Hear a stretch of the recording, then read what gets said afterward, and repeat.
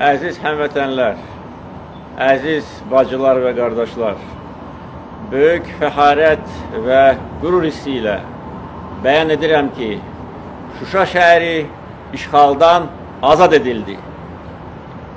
Şuşa bizimdir, Qarabağ bizimdir.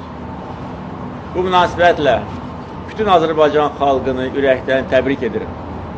Bütün Şuşalıları ürəkdən təbrik edirəm.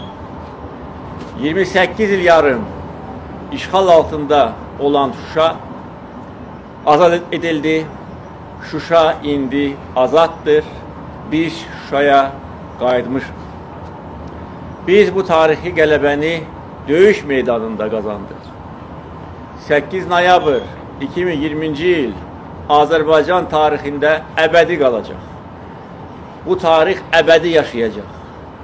Bu bizim şanlı qələbəmizin, zəfərimizin günüdür.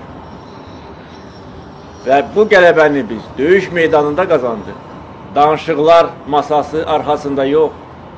Mən dəfələrlə demişəm, bütün bəyanatlara rəğmən ki, bu münaqişənin, Ermənistan-Azərbaycan Dağlı Qarabağ münaqişəsinin hərbi həlli yolları da vardır. Və bugün döyüş meydanında biz bunu sübut edirik.